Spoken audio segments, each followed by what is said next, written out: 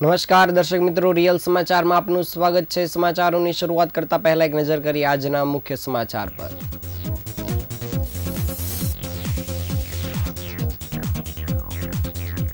વિધર્મી મુક્ત નવરાત્રી ઉજવવા વિશ્વ હિન્દુ પરિષદ દ્વારા આયોજકોને અપીલ કરાઈ।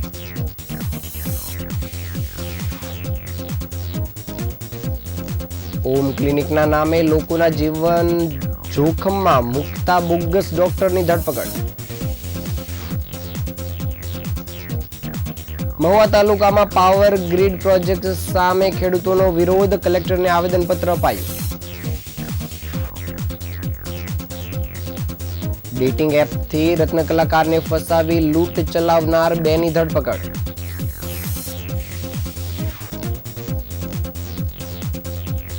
અડાજણમાં પર્યાવરણ જાગૃતિ સાથે માટી મૂર્તિ મેળો યોજાયો। લોકો ઇકો ફ્રેન્ડલી ગણેશજીની પ્રતિમા અહીંથી ખરીદી શકશે। દિવ્યાંગ બાળકોની શાળામાં નંદોત્સવની આનંદોલ્લાસ સાથે ઉજવણી થઈ।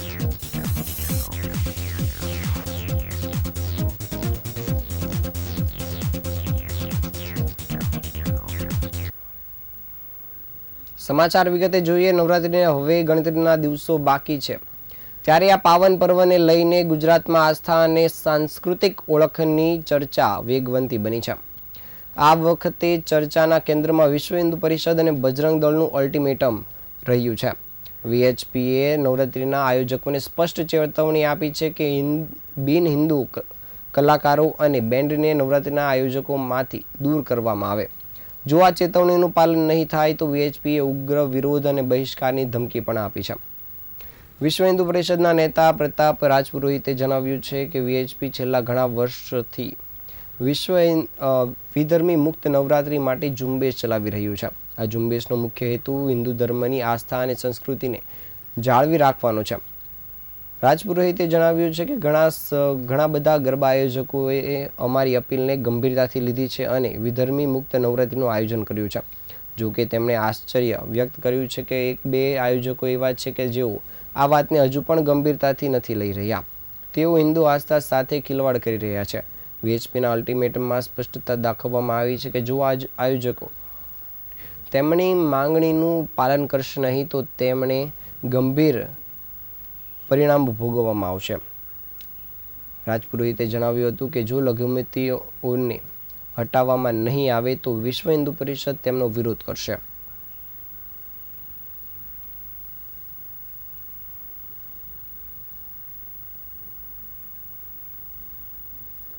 મનીષ રામાણી, અઠવા જિલ્લા વિશ્વ હિન્દુ પરિષદ મંત્રી।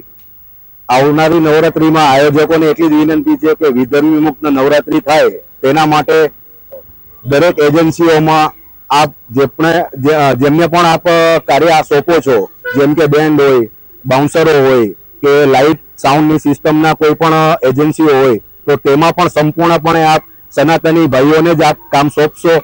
અને સાથે સાથે નવરાત્રીની અંદર ખેલૈયાઓ હોય કે વિઝિટર હોય, દરેકના આધાર કાર્ડ ચેક કરી અને સાથે સનાતની તિલક દ્વારા દરેકનું તિલક દ્વારા એમને એન્ટ્રી કરાવશો, એવી દરેક આયોજકને નમ્ર વિનંતી છે। મારું નામ। સુરત શહેરમાં ફરી એકવાર નકલી ડોક્ટરનો પર્દાફાશ થયો છે। લસકાણા પોલીસે કોઈ પણ માન્ય ડિગ્રી વગર દર્દીઓની સારવાર આપતા એક નકલી ડોક્ટરને ઝડપી પાડ્યા છે। આ ડોક્ટર ઓમ ક્લિનિકના નામના દવાખાનામાં દર્દીઓને એલોપેથી દવાઓ આપીને માનવ જીવન જોખમમાં મૂકી રહ્યો હતો। પોલીસને મળેલી બાતમીના આધારે લસકાણા ગામમાં આવેલા બળિયાદેવ મંદિર પાસેની ઉમિયા કોમ્પ્લેક્સમાં દુકાન નંબર 3માં ઓમ ક્લિનિક નામનું દવાખાનું ચલાવતા ઉત્પલ રાજકુમાર રાય પર દરોડા પાડવામાં આવ્યા હતા અને આરોપી પાસે મેડિકલ પ્રેક્ટિસ માટે જરૂરી કોઈપણ ડિગ્રી ન હોવાનું તપાસમાં બહાર આવ્યું હતું। તેમ છતાં તે બીમાર દર્દીઓની સારવાર કરતો હતો। પોલીસે ક્લિનિકમાંથી મેડિકલ સરસામાન અને દવાઓનો જથ્થો પણ જપ્ત કર્યો છે।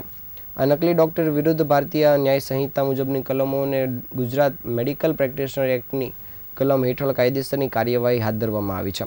આરોપી ઉત્પલ રાય મૂળ પશ્ચિમ બંગાળનો રહેવાસી છે અને હાલ સુરતના કાપોદ્રા વિસ્તારમાં રવિ પાર્ક સોસાયટીમાં રહે છે।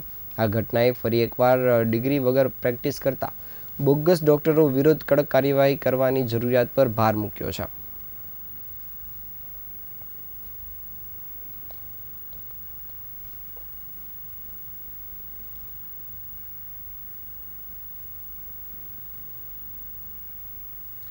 સુરત જિલ્લાના મહુવા તાલુકામાં પસાર થનારા પાવર ગ્રીડ કોર્પોરેશન લિમિટેડના હાઈટેન્શન લાઇન પ્રોજેક્ટનો વિરોધ તેજ બન્યો છે. અસરગ્રસ્ત ખેડૂતો અને ખેડૂત આગેવાનો દ્વારા આજરોજ કલેક્ટરને આવેદનપત્ર આપીને વિરોધ નોંધાવવામાં આવ્યો હતો. આ પ્રસંગે ગુજરાત પ્રદેશ કોંગ્રેસ સમિતિના મહામંત્રી અને ખેડૂત આગેવાન દર્શનભાઈ નાયક, દક્ષિણ ગુજરાત ખેડૂત સમાજના પ્રમુખ સહિતના આગેવાનો અને ખેડૂતો હાજર રહ્યા હતા. ખેડૂતોના જણાવ્યા અનુસાર પાવરગ્રીડ પ્રોજેક્ટ રાણત, કાની, જોડ, બીડ, પથરોગ, મહુવા સહિતના ગામડાઓમાંથી પસાર થવાનો છે. આ માટે જમીન માલિકોની કોઈ સંમતિ લેવામાં આવી નથી. તેમ છતાં પ્રોજેક્ટનું કામ શરૂ કરી દેવાયું છે. ખેડૂતોના આક્ષેપ મુજબ 765 વોલ્ટની હાઈ વોલ્ટેજ લાઇન જમીન અને ઝાડો ઉપરથી પસાર થવાની છે, જેના કારણે ખેડૂતોને કાયમી નુકસાન થશે, પરંતુ સરકાર દ્વારા નક્કી કરાયેલ વળતર પણ ખૂબ ઓછું છે. નાના ખેડૂતો માટે આ પરિસ્થિતિ જીવન જરૂરી જમીન ગુમાવવાના સમાન છે. તેઓએ વધુમાં જણાવ્યું હતું કે મહુવા તાલુકો આદિવાસી વિસ્તાર છે અને સરકાર દ્વારા તાજેતરમાં જ બહાર પાડવામાં આવેલા ઠરાવ મુજબ ખેતીની જમીન બિનખેતીમાં પરિવર્તિત કરવા કલેક્ટરની મંજૂરીની જરૂર નથી. આથી કંપનીઓને મોટો ફાયદો થશે, જ્યારે બીજી તરફ આદિવાસી ખેડૂતોને નુકસાન વેઠવાનો સમય આવશે. ખેડૂત આગેવાનોએ માંગ કરી છે કે પ્રોજેક્ટ તાત્કાલિક સ્થગિત કરવામાં આવે અને ખેડૂતોના હિતમાં યોગ્ય કાર્યવાહી કરવામાં આવે. જો 7 દિવસમાં કોઈ પગલાં ન લેવાય તો ગાંધી ચિંધ્યા માર્ગે આંદોલનની પણ ચીમકી ઉચ્ચારવામાં આવી છે.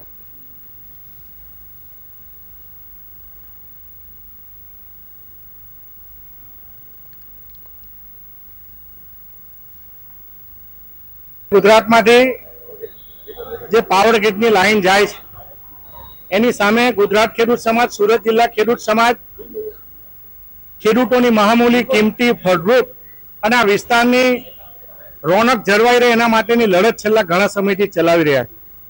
કલેક્ટરશ્રીને અને સરકારને વારંવાર રજૂઆત કરવા છતાં પણ કંપનીને એની પાછળ જે લોકો છે એને ફાયદો કરાવવા માટે કાયદાનો, બંધારણનો દુરુપયોગ કરીને જે રીતે ખેડૂતોની સામે બળજબરી કરીને, ખોટા કેસો કરીને, ખેડૂતોને ડરાવવાનું કામ કરીને, ખેડૂતોની માલિકીની જગ્યામાં પ્રવેશ કરીને ગેરકાયદેસર રીતે જે રીતે કામગીરી ચાલી રહી છે એની સામે લડત ચલાવી રહ્યા છે.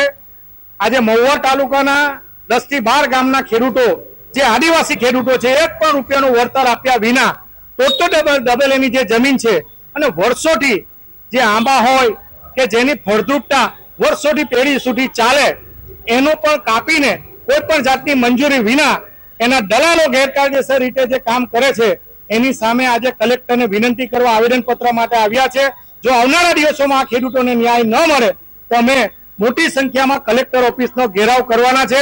આ મહુવા તાલુકો હોય, ઓલપાડ તાલુકો હોય, કામરેજ હોય, બારડોલી હોય, પલસાણ હોય, આ તમામના ખેડૂતો મોટી સંખ્યામાં કલેક્ટર ઓફિસનો આવનારા દિવસોમાં ઘેરાવ કરવાના.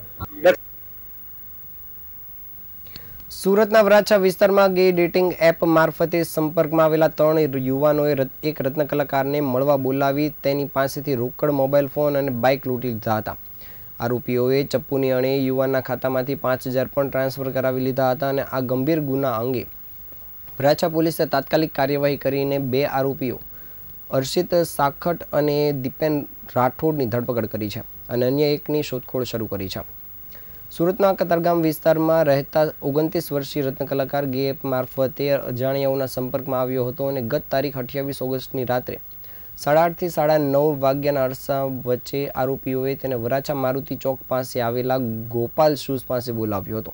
તે ત્યાં પહોંચ્યો ત્યારે આરોપીઓએ તેને ચપ્પુથી ડરાવી એક મકાનના 4થા માળે લઈ ગયા હતા અને 50,000 રૂપિયાની માંગણી કરી હતી. પૈસા ન આપતા તેનો વિડીયો ઉતારી સોશિયલ મીડિયા પર ફરતો કરવાની, બદનામ કરી દેવાની ધમકી પણ આપી હતી અને માર માર્યો હતો. ગભરાયેલ યુવક પાસેથી આરોપીઓએ તેમના મોબાઈલના મારફતે 5,000 રૂપિયા ટ્રાન્સફર કરાવ્યા હતા અને બાદમાં તેનો ₹8,000નો મોબાઈલ અને 80,000ની કિંમતની હોન્ડા કંપનીની બાઇક છીનવી લીધી હતી. પૈસાની વ્યવસ્થા કરીશ તો તારો ફોન અને બાઇક પાછું મળશે તેવી ધમકી પણ આપવામાં આવી હતી. આ મામલે ભોગ બનનાર યુવાને વરાછા પોલીસ સ્ટેશનમાં 3 અજાણ્યા યુવકો વિરુદ્ધ ગુનો નોંધાવ્યો હતો અને પોલીસે ગણતરીના કલાકોમાં 2 આરોપી અર્ષિત સાખટ અને દીપેન રાઠોડની ધરપકડ કરી છે, જ્યારે અન્ય આરોપીની શોધખોળ શરૂ કરવામાં આવી છે.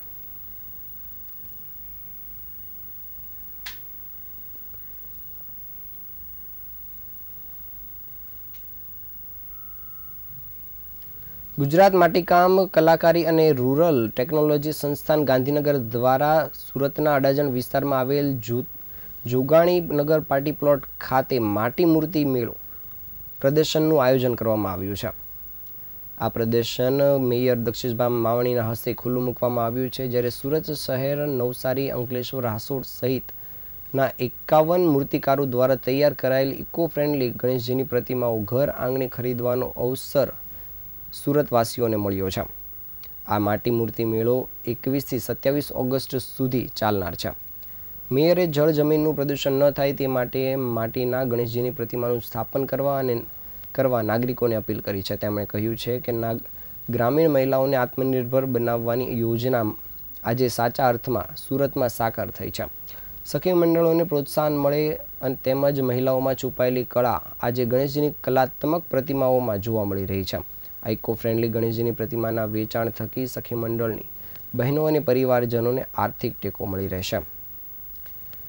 જ્યારે સંસ્થાના અધિકારી હર્ષદભાઈ ત્રિવેદીએ જણાવ્યું હતું કે પ્લાસ્ટર ઓફ પેરિસમાં જીપ્સમ, સલ્ફર, ફોસ્ફરસ અને મેગ્નેશિયમ જેવા રાસાયણિક પદાર્થો તેમજ મૂર્તિઓને કરાતા રાસાયણિક કલર્સની કારણે નદી, તળાવ અને દરિયામાં વિસર્જન કરવાથી જળ સ્ત્રોતોને પણ નુકસાન થતું હોય છે. આ ઉપરાંત જળજીવી અને પાણીમાં ઉગતી વનસ્પતિને પણ નુકસાન થતું હોય છે, જેથી શહેરીજનોએ પ્રદૂષણ અટકાવવાના સંકલ્પ સાથે ગણેશજીની ઇકો ફ્રેન્ડલી મૂર્તિઓની ખરીદી કરી અને મહિલા મૂર્તિકારોને મદદરૂપ થવા માટે અનુરોધ કરવામાં આવ્યો છે.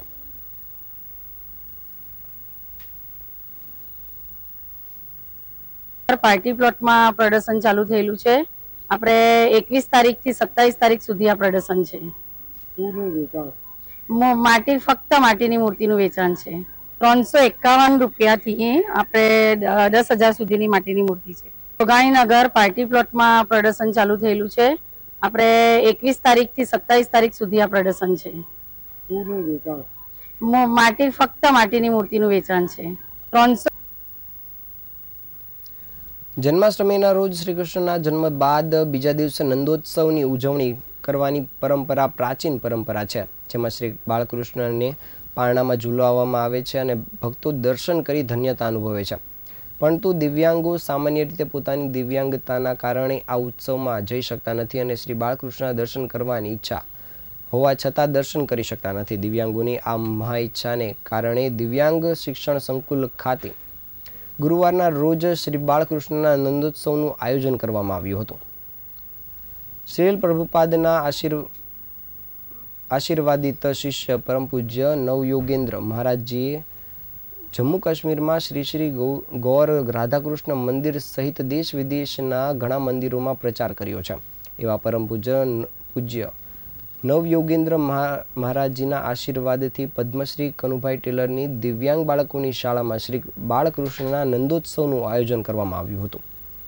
આ કાર્યક્રમમાં પરમ પૂજ્ય શ્રી ઇન્દ્રનુજ દાસજી મુખ્ય મહેમાન તરીકે ઉપસ્થિત રહ્યા હતા. દિવ્યાંગ વિદ્યાર્થીઓને આશીર્વાદ પાઠવ્યા હતા અને આ એક અદ્ભુત અને પ્રેરણાદાયી પ્રસંગ હતો, જે દિવ્યાંગ બાળકોના આધ્યાત્મિક સાથે નંદોત્સવની ઉજવણીમાં એક વિશેષ અવસર પ્રદાન કર્યો હતો. આ ઉત્સવમાં શાળાના દિવ્યાંગ બાળકો દ્વારા નંદોત્સવ પર સ્વાગત ગીત, નાટક અને કૃષ્ણ ગીત રજૂ કરવામાં આવ્યું હતું.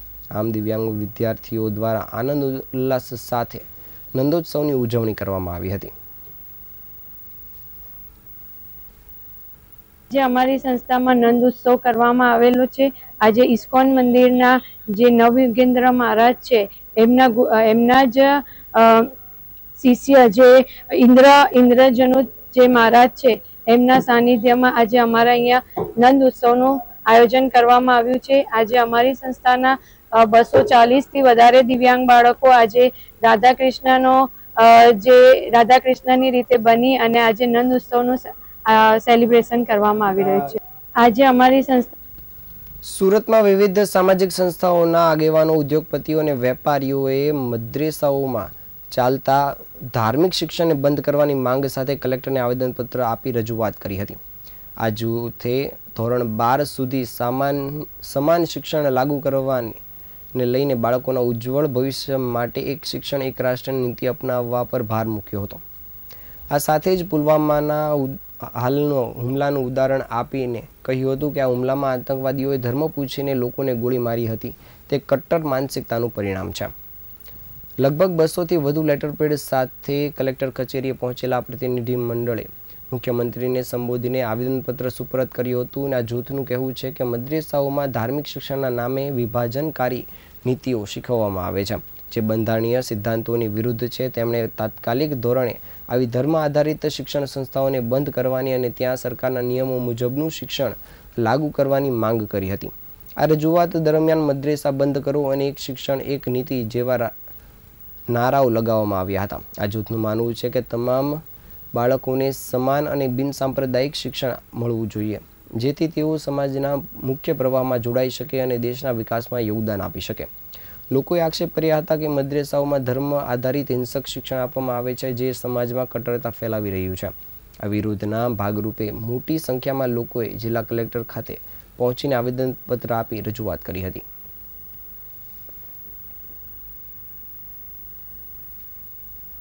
ગિરીશ ત્રિવેદી સમસ્ત ગુજરાત બ્રહ્મ સમાજની સાથે અહીંયા અમે બધા કલેક્ટર ઓફિસ સુરતની 600થી વધુ સંસ્થાઓ, સામાજિક સંસ્થાઓ, શૈક્ષણિક સંસ્થાઓ, સામાજિક આગેવાનો બધા સાથે મળીને જે મદ્રેસાઓની અંદર ધાર્મિક શિક્ષણ અપાઈ રહ્યું છે એ અહીંયા નેશન ફર્સ્ટ જે ભારતની અંદર રહેવાવાળો દરેક વ્યક્તિ છે એને સમાન શિક્ષણ હોવું જોઈએ.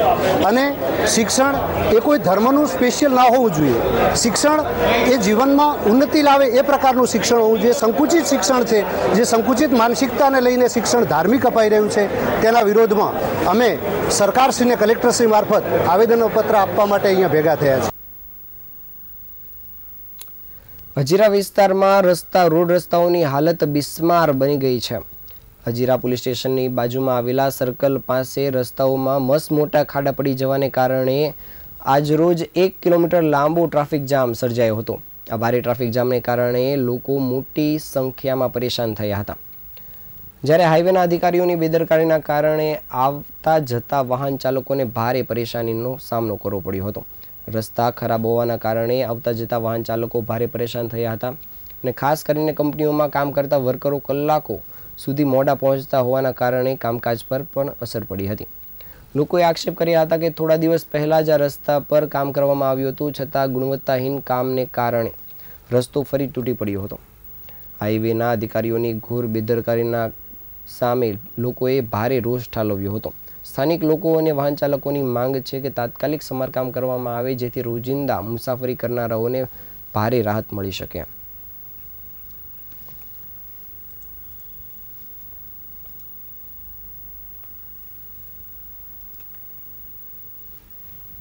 આ આજના સમાચાર. નવા સમાચાર સાથે ફરી મળીશું. ત્યાં સુધી રજા આપશો. નમસ્કાર.